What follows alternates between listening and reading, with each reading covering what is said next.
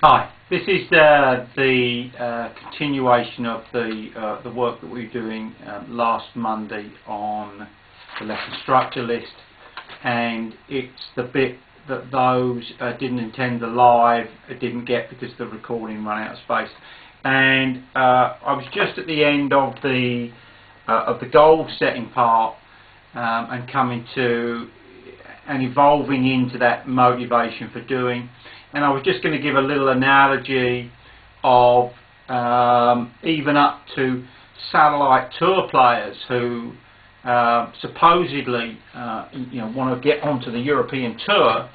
And when I was in my early days caddying for Dennis on the just prior to him going on to the European Seniors Tour, we did a lot of work on the Jamaica and ones like that. Europro, sorry, it was Europro.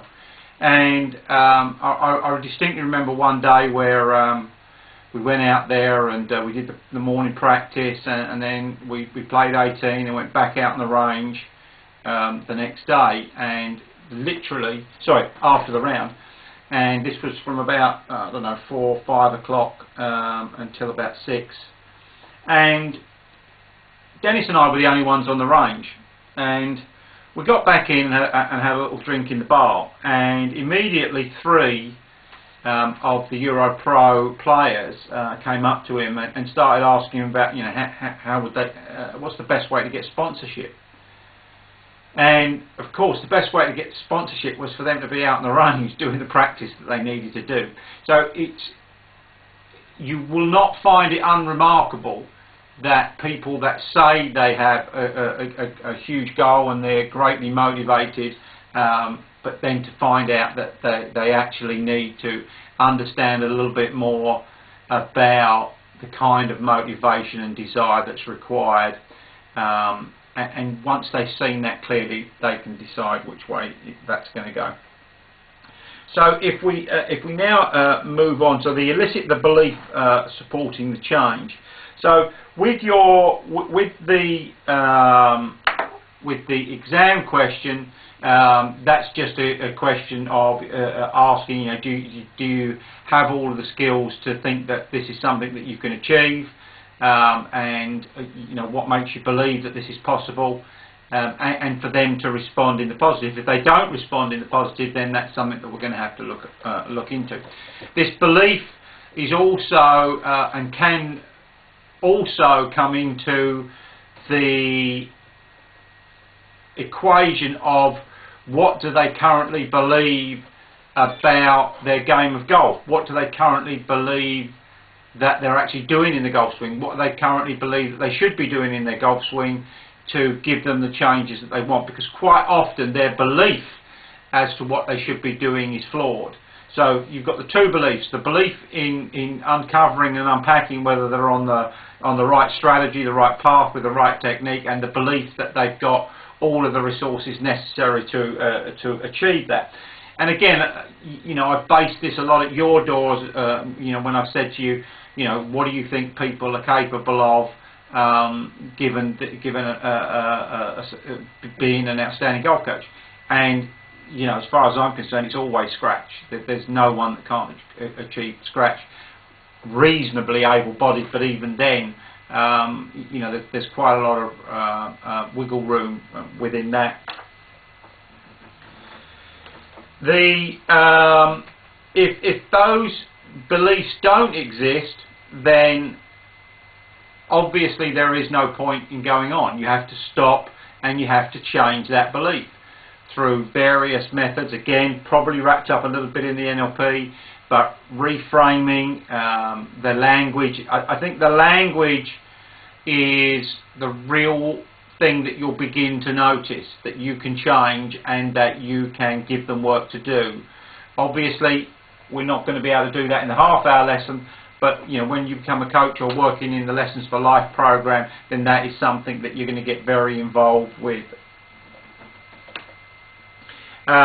So as far as when you're away doing your stage 2, you should have prepared a sheet to take down the client's details. The manual explains all of the client details that you should have, and that's forever changing. So you could go to what their Facebook account is, what their fan page account is, what their Twitter handle is, and so on. So you could go on ad item on that one.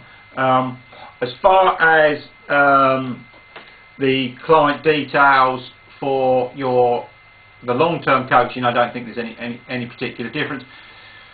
You might be a bit more long-winded in finding out, when their anniversaries are, the names of their children, and those birthdays, so you can use your database system to knock that out. Again, on the birthday side and anniversary side, it used to be a matter of cards, hard copy cards, and now you can open up an account with the card companies on the e-cards, and basically for anything from £5 to £20 a year, you have this ability to send e-cards and all different types of messages to all different types of people for all different types of occasions.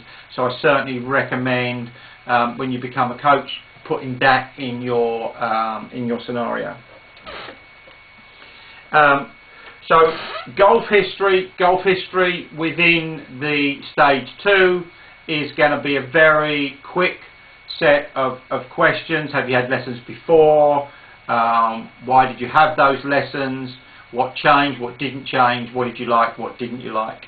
And from that very brief questions, then trying to work out what you need to put in that lesson. Again, long-term wise, that question, once you've got them in the inquiry stage, you would spend an astronomical amount of time on figuring out everything they've been told, what their understanding of what they're told, whether it makes sense, whether they haven't quite understood what the coach was saying, or whether the coach hasn't been clear in what they've been explaining. And just completely unpacking every single thing they've done, what they liked and what they didn't like. So the warm-up is for two reasons. There's very much an ego thing going on in the first place in this area, i.e., in my experience, and I'm sure the experience of all those that have been coaching for a while, is actually people come to a lesson wanting to show how good they are, as though that matters to us. But we don't care whether they're a tour player or they're a total beginner. We're just going to look at them, with wild excitement about the opportunity that you're going to share in getting better, and looking for where those opportunities are. But we need to understand that in those early days, then we need to seek rapport with them and getting them warmed up. And again, there's a good reframe in there for the long-term coaching. Yeah, look, I'm really pleased that you're not hitting the ball well. It actually makes my job a little bit easier. It actually makes it a little bit harder when you start hitting the ball well, to find out what it is that we could, the one thing that we could do to help you in this regard. Within the stage 2, then I will be looking for a very visual and verbal communication, that you are not only looking at what they're doing, but you're also looking at their clubs and analysing everything within the manual that you need to look at there. But I want you to make it very evident and clear that that's what you're doing and why you're doing it, and maybe even point out some of the information that you've gained from that observation. So as far as the exam goes, that's your time spent in observation. So that's going to be a reasonably short amount of time. Certainly, even though you've listed a goal that might only mean that you need to be in one teaching position, we want to see you go into all 4 teaching positions with your notepad and pen, making notes, so that we know what you're doing and it looks professional.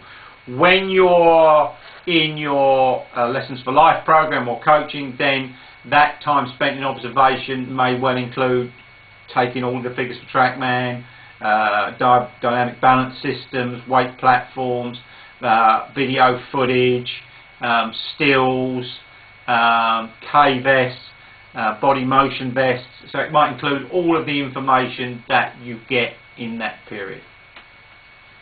Okay, so that kind of gets us up to date and gets us ready for tonight, which is going to be the wonderful subject of benchmarks. And I quite imagine that certainly the presentation part of it will be completely and utterly taken up with the benchmarks.